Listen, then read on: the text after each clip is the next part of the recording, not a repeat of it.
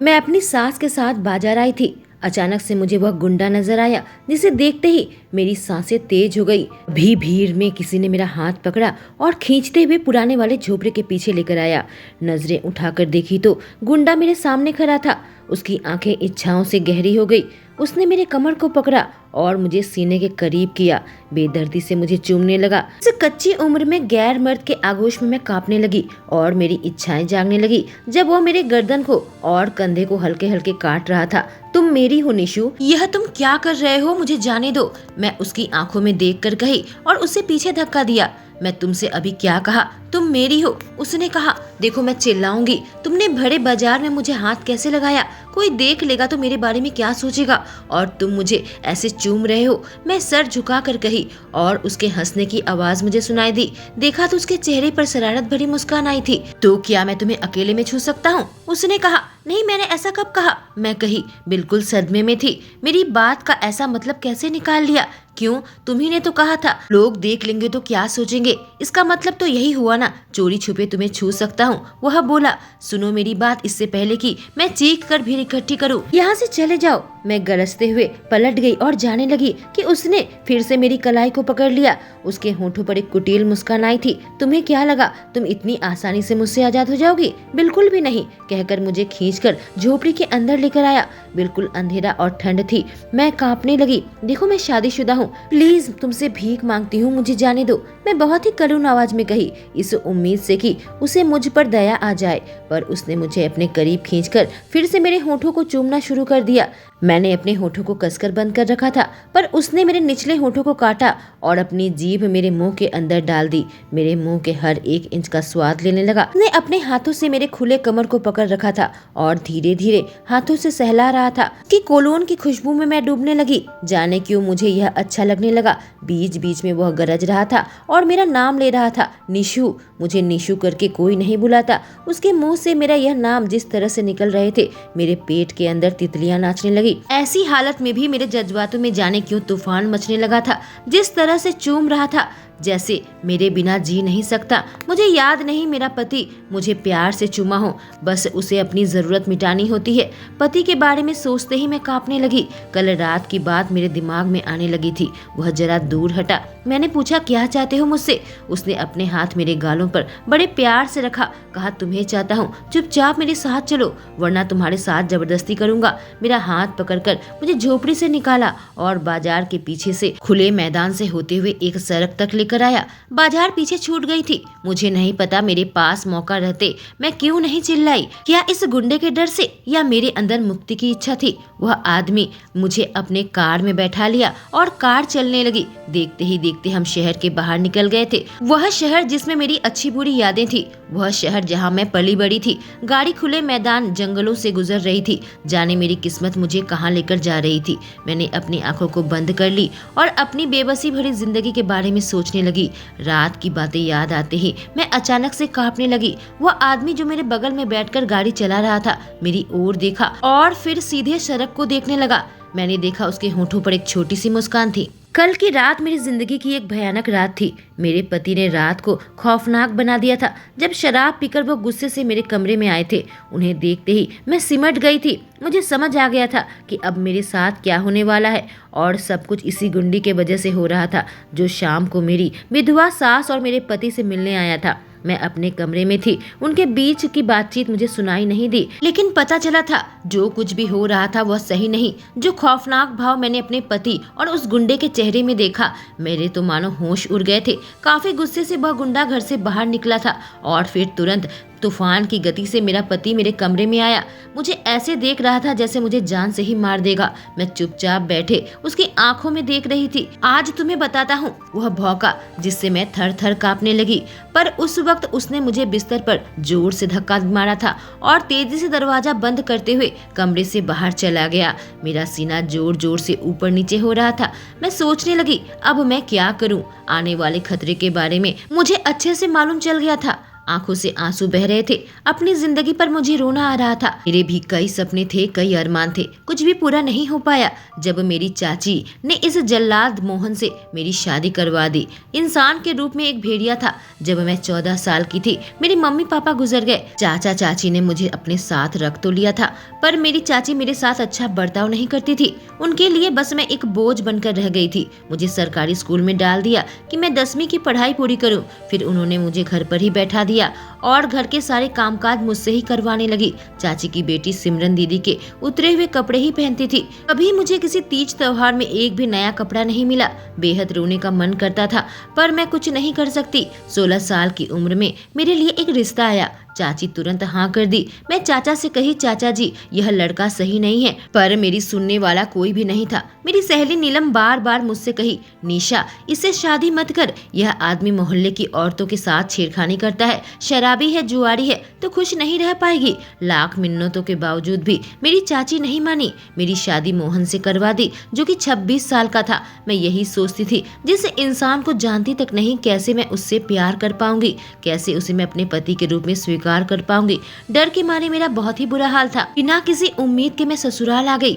मेरा पति कामकाज तो करता था, पर शराब और जुआ में पैसे उड़ाता था। शादी की पहली रात सुहाग रात की सेज पर बैठी मैं थर थर कांप रही थी। कभी किसी लड़के के करीब नहीं हुई थी, और आज मेरा पति मेरे करीब आएगा। क्या होगा यही सोचकर मेरा दिल बेचैन हो गया था। घूंघट में मुंह छुपाए बैठी थी। क्या होती है मोहब्बत नहीं मालूम था, पर मेरा पति कमरे के अंदर आया और मेरा घूंघट हटाकर मेरे चेहरे को देखा। उसकी आंखों में मुझे हवस और लालसा साफ नजर आ रही थी। उसके प्यार भरे 2 मीठे बोल नहीं बोले, सीधे मेरे घूंघट को खींचकर हटा दिया और फिर मेरे जिस्म के कपड़े एक एक करके उतारने लगा। किसी जानवर जैसा टूट पड़ा। मेरे शरीर में बेहद दर्द होने लगा। जब सारी रात वो लगा रहा, उसके मुंह से एक बार भी नहीं निकला कि मुझसे प्यार करता है। बस वह खुद की जरूरत मिटाता रहा। जब सुबह कमरे से बाहर गया, मेरा कमसिन जिस्म बुरी तरीके से कांप रहा था। आंखों से आंसू रुकने का नाम नहीं ले रहे थे। बहुत ज्यादा कमजोरी महसूस हो रही थी। ऐसा लगा मेरे ऊपर कोई बड़ा सा तूफान गुजर गया। मेरे सर में बेहद दर्द होने लगा। जब बिस्तर से उतरी, बाथरूम तक मुझसे चला तक नहीं जा रहा था। उसने मेरे शरीर का वह हाल किया था। जब शीशे में खुद को देखी, जाने कितने लाल लाल निशान मेरे जिस्म में पड़ गए थे। क्या ऐसे ही होता है सुहागरात, मैं सोचने लगी। जब मेरी सहेली नीलम का फोन आया, मैंने उसे सारी बातें बताई, जिससे वह हैरत में पड़ गई। मैं और मेरी सहेली कुछ देर फोन में रोते रहे। मेरे ऊपर मानो दुखों का पहाड़ टूट पड़ा था। जिस उम्र में पढ़ने लिखने की उम्र होती है, मेरे साथ यह क्या हो रहा था। कभी कभी लगता है काश मैं शादी से पहले घर से भाग जाती, पर 16 साल की उम्र में घर से भागना भी मुसीबत को न्योता देना ही होता। क्या मैं सुरक्षित रह पाती? क्या मुझे मौका लेना चाहिए था? बस यही ख्याल बार बार मेरे दिमाग में आ रहे थे। अपने मम्मी पापा पर गुस्सा आ रहा था। काश वह जिंदा होते, एक्सीडेंट में उनकी मौत नहीं हुई होती। वही मेरी सुरक्षित दुनिया थी। क्या मैं कभी दोबारा खुद को सुरक्षित महसूस कर पाऊंगी, या मेरी जिंदगी में और बड़ा तूफान आने वाला है? हर रात वही अत्याचार होता था। मेरा पति और मेरे सास कभी मुझसे प्यार से बात नहीं करते थे। सास घर का सारा काम मुझसे करवाती थी। सुबह मेरे साथ बाजार जाती थी, हम साथ में सब्जी लाते थे और फिर घर आकर मैं घर का काम करती थी। इस उम्र में दिन भर काम करते करते मैं थक कर चकनाचूर हो जाती, और फिर रात को मेरा पति मेरा जिस्म नोचता। मैं उससे प्यार नहीं करती थी, बल्कि मेरे दिल में उसके लिए धीरे धीरे नफरत बढ़ती जा रही थी। कभी कभी लगता था कि मैं भाग जाऊं। ऐसे ही 1 साल बीते। पिछले 1 महीने से एक आदमी, शायद यहाँ का गुंडा था, बाजार आते जाते मुझे देखा करता था।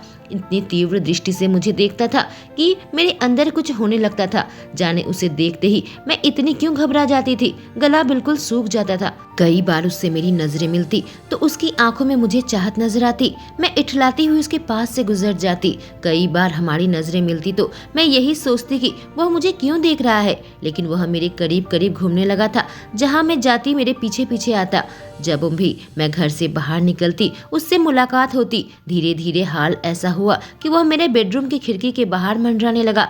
पर हद तब हो गई जब वह मेरे घर पर आ गया। मेरे पति से उसका क्या बात हुआ होगा? आखिर यह गुंडा मेरे पीछे दीवाने जैसा क्यों पड़ा हुआ है? यही सोचते सोचते वक्त बीत गया। डिनर के बाद मैं अपने कमरे में आकर सोने का नाटक करने लगी। मुझे अच्छे से पता था आज मेरे साथ क्या होगा। मेरा पति मेरे ऊपर गुस्सा बहुत बुरी तरीके से निकालता था। मेरा वह हाल करता था कि मैं सुबह उठकर चल भी नहीं पाती थी। जो डर था वही हुआ। शराब के नशे में वह घर पर आया, किसी भूखे भेड़िए की तरह मेरे ऊपर टूट पड़ा और मुझे नोचने लगा। मुझ में हिम्मत नहीं हुई कि मैं पूछूं कि उस आदमी ने मेरे पति से ऐसा क्या कह दिया कि वह इतना गुस्से में है। लेकिन उसके अत्याचार से मेरी रूह तक कांप उठी।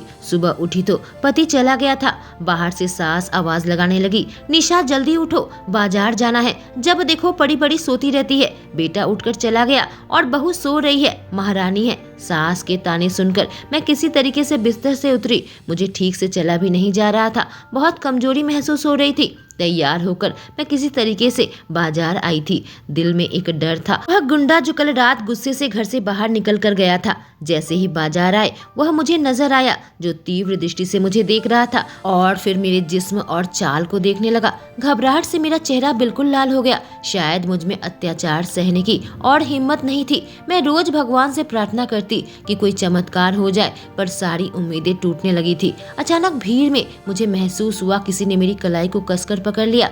मेरी सास दूसरे दुकान में थी। मैं क्या करती, अपनी कलाई को छुड़ाने की कोशिश करने लगी, पर उसने जिसने मुझे पकड़ा था बहुत ही कसकर पकड़ रखा था। अचानक से मुझे अपने बिल्कुल करीब खींचा। मेरी पीठ उसके सीने से टकराई और मेरी जान मानो निकल गई। पलट कर देखने की हिम्मत मुझ में नहीं थी। मम्मी पापा की मौत के बाद से ही मैं बिल्कुल ही डरपोक लड़की बनकर रह गई थी। और फिर पति का अत्याचार। अचानक मैं अपने ध्यान से वापस आई जब गाड़ी जंगल की एक पतली सड़क पर चलने लगी और अब मेरा डर बढ़ने लगा। मैं उस सड़क के नक्शे को अपने दिमाग में बैठाने लगी, पर उसने आखिर यह रास्ता क्यों चुना? मेरा दिल बेहद घबरा रहा था। मेरी सांस अटकने लगी थी। सुनो, क्या तुम मुझे जान से मारना चाहते हो? मैं अचानक से बोल पड़ी। मुझे याद नहीं कब अपने होंठ हिलाए थे। उसने गाड़ी की ब्रेक लगा दी और मेरी ओर देखने लगा बड़े आश्चर्य से। उसके बाद कहा, क्या तुम्हें ऐसा लगता है मैं तुम्हें इतनी दूर मारने के लिए लेकर आया हूँ? तो फिर मुझे जंगल में क्यों लेकर आए? आखिर मैंने क्या बिगाड़ा है? मैं परेशान होकर कही, निशु तुमसे कहा है तुम मेरी हो। कितनी बार तुमसे ये बात कहूँ? जो मेरी है उसे कैसे मार सकता हूँ? बेकार की बातें सोचना बंद करो। मैं तुम्हें अपने घर लेकर जा रहा हूँ, तुम वहाँ महफूज रहोगी, उसने कहा और मैंने जोर से सांस छोड़ी। महफूज, यह शब्द सुनकर ही कितना राहत मिली। मैं अपना सर हिलाई और वह फिर से गाड़ी चलाने लगा। 10 मिनट के अंदर ही हम उसके फार्म तक पहुँच गए थे। उसे देखकर मेरी आंखें बड़ी बड़ी हो गई। बहुत ही बड़ा इलाका था। कई जानवर नजर आए, काम करने वाले कुछ लोग भी नजर आए। सामने उसके कुछ खेत थे, सब्जियां और फसल उगा रखी थी। गाय बकरी घोड़े भेड़ सब कुछ थे। और फिर मुझे एक घर नजर आया। 2 मंजिला मकान था। सामने एक छोटी सी झील थी। उसके पीछे पीछे मैं उसके घर के अंदर आ गई। 3 घंटे की लंबी ड्राइव से वो भी थका हुआ लग रहा था। मुझे लेकर एक कमरे तक आया। कहा, तुम यहाँ रुको, तुम्हारे कपड़े का इंतजाम कर दिया जाएगा। वह मुझे वहीं पर छोड़कर चला गया, पर मुझे बहुत भूख लगी थी। मैं सीढ़ियों से नीचे उतरकर किचन में आ गई। सोचा अपने लिए कुछ खाना बना लूं। एक औरत थी जो मुझे देखकर मुस्कुरा रही थी। मैं पास गई, कहा, मेरा नाम निशा है और आप? मेरा नाम अनीता है, साहब जी के लिए काम करती हूँ। साहब जी की बहू तो बहुत खूबसूरत है। मेम साहब, आपको भूख लगी होगी, खाना तैयार है, आप बैठ जाएं। साहब भी आते ही होंगे, उस औरत ने कहा। मैंने कहा, मुझे निशा करके पुकारो, मेम साहब मत कहो। ठीक है निशा मैडम, आप बैठ जाइए। थोड़ी देर के अंदर वह आदमी भी आ गया और अब मैं उसे गौर से देखा। कितना मर्दाना दिखता है, एकदम तगड़ा शरीर है। फार्म में काम करने वाला आदमी गुंडा कैसे हो सकता है? मैं तो उसे गुंडा समझती थी। खामोशी के साथ हमने खाना खाया। मैं अभी उसी कपड़ों में थी जिसे पहनकर मैं आई थी, क्योंकि मेरे पास कपड़े नहीं थे। मैं जल्दी से अपने कमरे में आ गई। पीछे पीछे वो आदमी भी आया और मुझे एक बैग पकड़ाया। कहा, इसमें तुम्हारी जरूरत का सामान है, कुछ और चाहिए तो कह देना। मैं सीधे उस आदमी के आंखों में देखने लगी और वह मेरे करीब आया। जाने क्यों मैंने अपने हाथ उसके कंधे पर रखे। मैं तुम्हारे बारे में कुछ नहीं जानती। तुम्हारा नाम क्या है? तुम मुझे यहाँ क्यों लेकर आए और कब तक रखोगे? मैं मासूमियत भरी आवाज में उससे पूछी।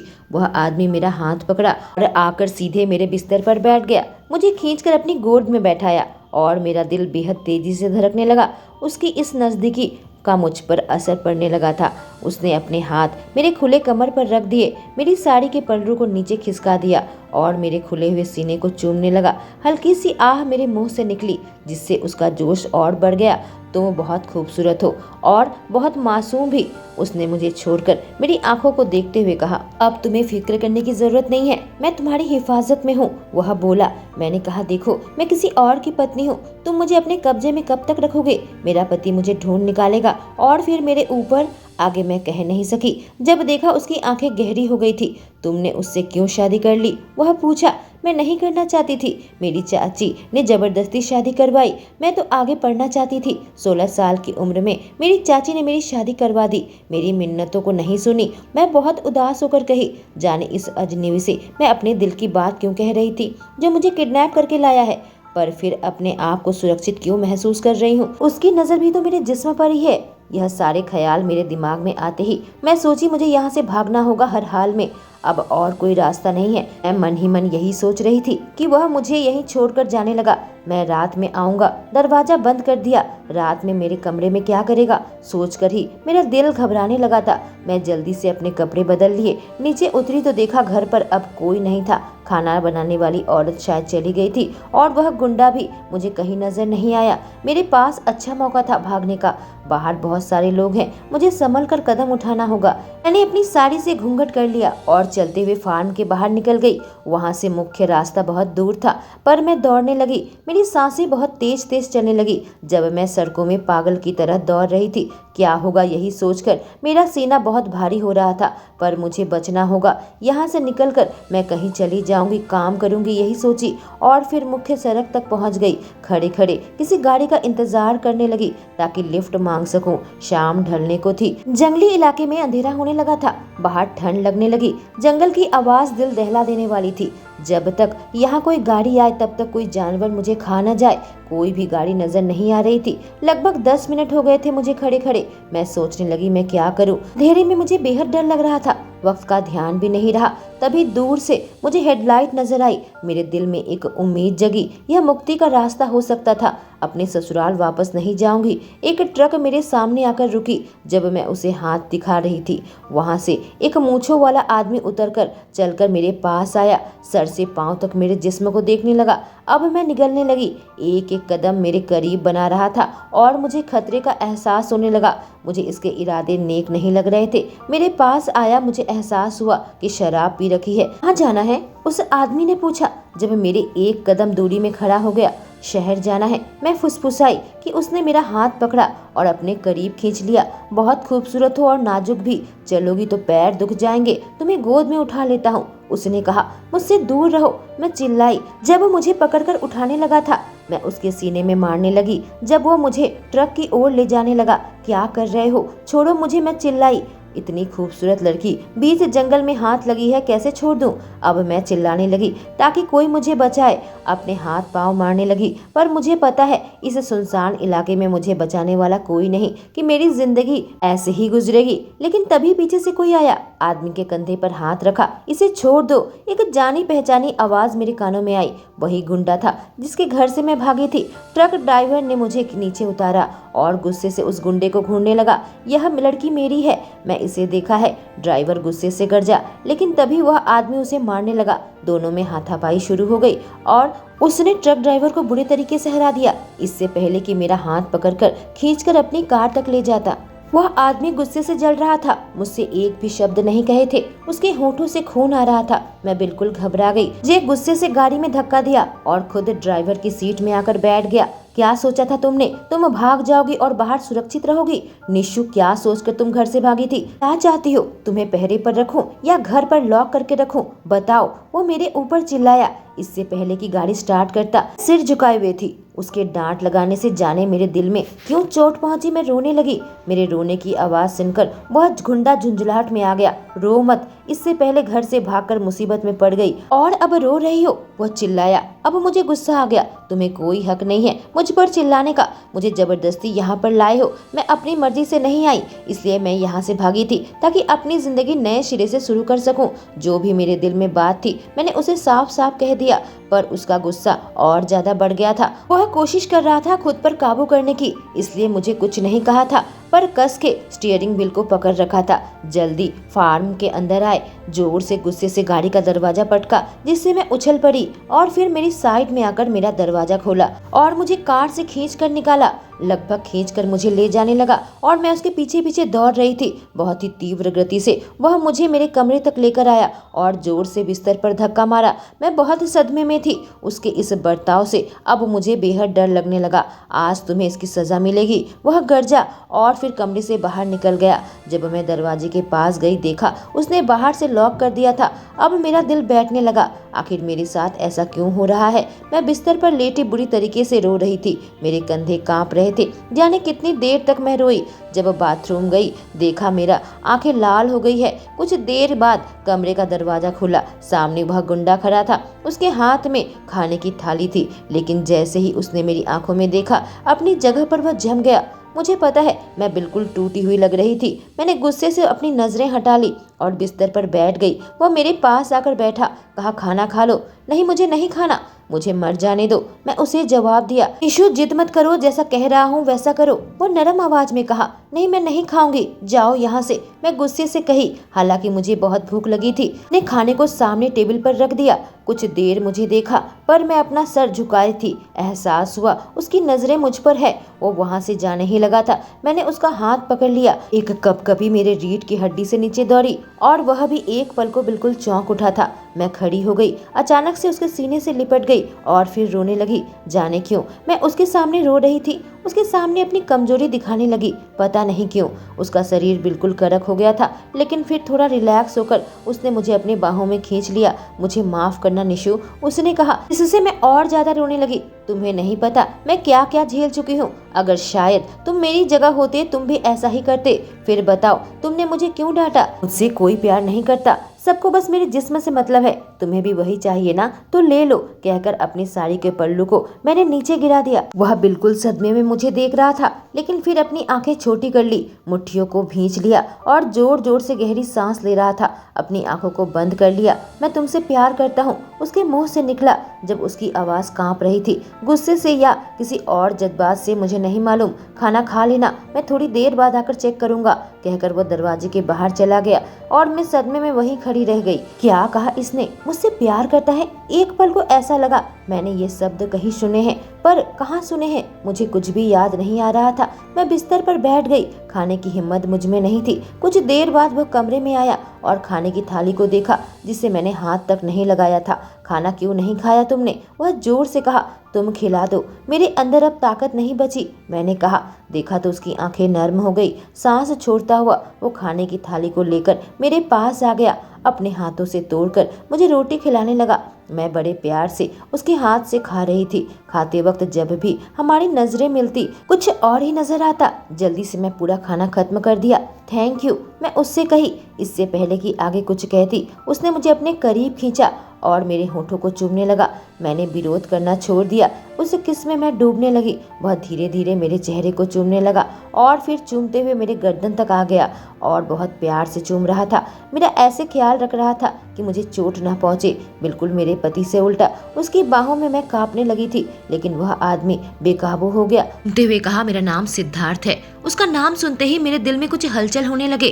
कांपते हुए मेरे मुंह से निकला सिद्धार्थ। उसकी आंखों में मुझे कुछ और भाव नजर आए। एक पल को मेरे मुंह से अपना नाम सुनकर वह जम गया था। फिर धीरे धीरे मेरी साड़ी के पल्लू को नीचे हटा दिया और मेरे सीने को चूमने लगा।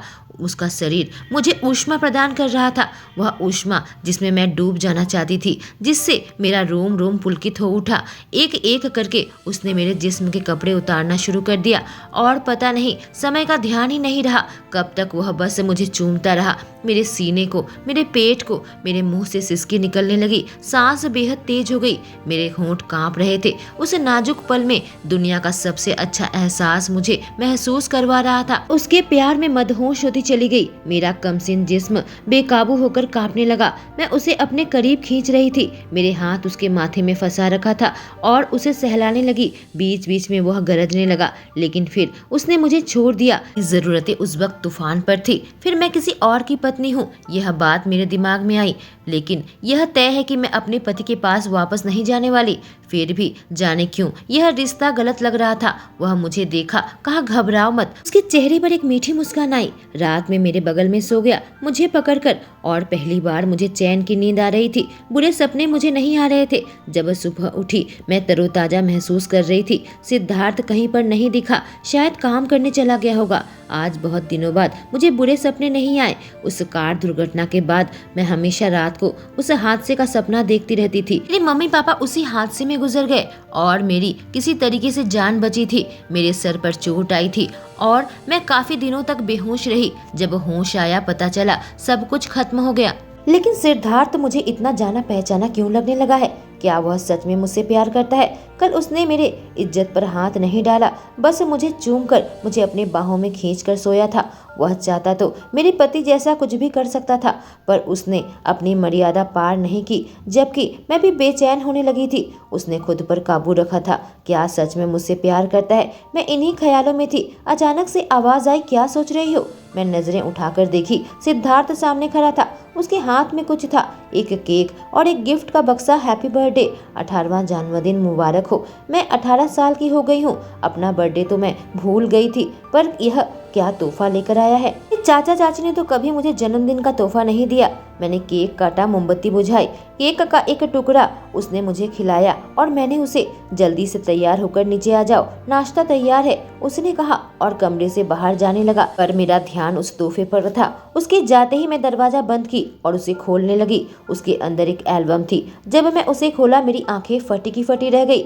उसमें मेरे और सिद्धार्थ की तस्वीर थी, प्यार भरी तस्वीर। जब मैं उसकी बाहों में थी, उसे चूम रही थी। यह सब क्या है? मैं बिल्कुल कंफ्यूज थी। दौड़ते हुए मैं नीचे आई। सिद्धार्थ ने मुझे देखा। सिद्धार्थ, यह क्या है? मैं एक एल्बम दिखाकर पूछी तो मेरे पास आ गया, मेरे कंधे पर अपना हाथ रखा। क्या तुम्हें कुछ भी याद नहीं निशु? सिड? मुझे कुछ याद नहीं, मेरे मुंह से निकला। मैंने इसे सिड क्यों कहा? एक पल को वह बिल्कुल चौंक उठा था। तुम यहाँ पर आई थी उस हादसे से पहले, तुम्हारे मम्मी पापा के साथ गांव में आई थी। उनके एक दोस्त के बेटे की शादी थी। तुम गर्मियों की छुट्टी पर यहाँ पर आई थी। वह छुट्टियाँ हम दोनों ने साथ बिताए थे। हमारे बीच में मोहब्बत हो गई थी। हमने एक दूसरे से प्यार भरी बातें की थी। जिंदगी भर साथ निभाने का वादा किया था। मैंने तुम्हें अपना फोन नंबर दिया था और तुम्हारे नंबर मेरे पास था। फिर उसके बाद तुम्हारे से कोई कांटेक्ट नहीं हो पाया। समय बीतता चला गया। 2 साल बाद जब मैं 21 साल का हुआ, तुम्हारे साथ बिताए हुए वक्त मैं नहीं भूल पाया था। हर दिन तुम्हें याद करता, तुम्हारी तस्वीरों को देखता। एक दिन मैंने फैसला किया, तुम्हारे बारे में पता लगाऊंगा, तुम्हें ढूंढने निकलूंगा। और फिर मुझे पता चला कि तुम्हारी शादी हो गई है। मैं गुस्से में था, बहुत ज़्यादा गुस्से में, कि तुम कम से कम शादी से पहले मुझे बता सकती थी। जब मैं शहर में अपना सामान बेचने आया था तो तुम और तुम्हारे पति मुझे नजर आए थे और उस वक्त मैंने देखा तुम पहले से कितनी ज़्यादा खूबसूरत हो गई हो। उसके बाद मैं तुम्हारे पीछा करने लगा। मैं जवाब चाहता था, तुमने मेरे साथ ऐसा क्यों किया? पर हैरत यह हुई कि तुमने कभी मुझे पहचाना नहीं, बात करने की कोशिश नहीं की और तुम्हारा पीछा करते हुए पता चला तुम्हारे पति तुम्हारे ऊपर अत्याचार करता है। कई बार मैंने तुम्हें आंसू बहाते हुए देखा और दर्द से मेरा सीना फटने लगा था। मन करता था तुम्हारे पास जाऊं, तुम्हें अपने सीने से लगा लूं। फिर तुम्हारे बारे में पता लगाना शुरू कर दिया। पता चला उस हादसे के बारे में जो यहाँ से घर जाते वक्त तुम्हारे साथ हुआ था। मुझे एहसास हुआ शायद तुम मुझे भूल गई हो, तुम्हारी याददाश्त चली गई है, तुम्हें मालूम नहीं। हादसे के पहले की यादें तुम्हारे दिमाग में नहीं थे, पर मुझे तुम्हें हासिल करना था। मैं तुमसे प्यार करता था। मैं तुम्हें उस हाल में जीने नहीं देना चाहता था जिस हाल में तुम थी। इसी वजह से मैं तुम्हारे पति से मिलने गया था। उसे पैसे देकर तुम्हें अपने साथ ले जाना चाहता था, पर वह गुस्सा हो गया था। तभी मैंने योजना बना ली थी, तुम्हें अपने साथ उठाकर ले आऊंगा। तुम्हारी शादी नाबालिग उम्र में हुई है, वह गैर कानूनी है। शायद तुम्हारी मर्जी भी शामिल नहीं हो। मैं तुम्हें अपना बनाना चाहता था। वह बोल रहा था, मैं सुन रही थी। मुझे कुछ भी याद नहीं आ रहा था। जो तस्वीर उसने मुझे पकड़ाई थी उसमें सिर्फ मेरी ही नहीं, मेरी मम्मी पापा की भी तस्वीर थी और अभी नहीं, मेरे 14 साल की उम्र की तस्वीर थी। यह नकली नहीं हो सकता। मेरे पापा के एंड से मिली तो उन्होंने भी वही बताया। मैं कभी सिड से प्यार करती थी और उसे फिर भूल गई। मैं अपने कमरे से बाहर नहीं निकली। मेरे दिल में हलचल सी मची थी। मैं क्या करूं? सिद्धार्थ दिन भर अपने काम में ही व्यस्त था।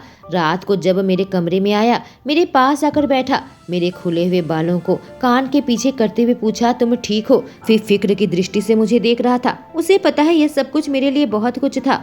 मैं उसके करीब आ गई और उसने अपने हाथों से मुझे थाम लिया। मुझे कुछ भी याद नहीं था। कई तरह के सपने आते थे, कई तरह की आवाज आई थी, पर जो याददाश्त चली गई थी वो वापस नहीं आई थी। लेकिन फिर भी के साथ अब मुझे अच्छा लगने लगा था। मैं शर्माते हुए हल्के से उसके गाल को चूमा और शर्म से जब उसे देखी, एक मुस्कान लाकर मुझे देख रहा था। बहुत मीठा है, उसने कहा, और मेरे चेहरे पर जाने कितने दिनों के बाद एक मुस्कान आई। वह धीरे धीरे अपने चेहरे को मेरे करीब लाने लगा और फिर हल्के से मेरे नाक को चूमा और फिर मेरे गाल को और उसके बाद होठों को। वह मुझे अपने करीब खींच लिया और मुझसे लिपट कर सो गया। उसके साथ फिर से मुझे बेहद अच्छी नींद आई।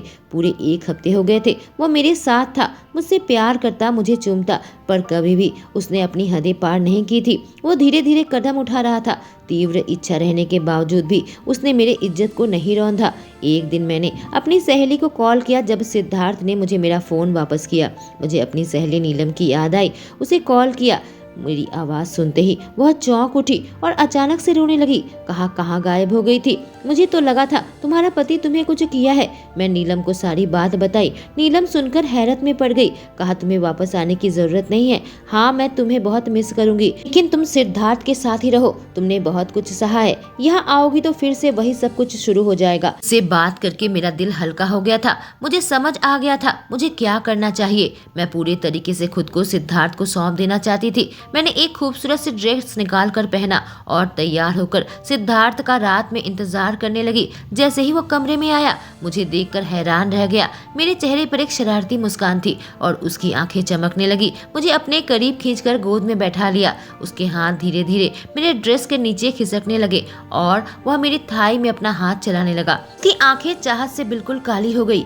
अपनी आंखें बंद करके मेरे सीने के करीब आया। निशु, चलो हद से ज्यादा गुजर जाते हैं, आज मैं कंट्रोल नहीं कर पाऊंगा। मुझे बिस्तर पर लिटाया और मेरे ऊपर आ गया। मुझे प्यार से चूमने लगा। अपने दोनों हाथों से मेरे हाथों को पकड़ लिया और मुझे बिस्तर पर बंदी कर लिया।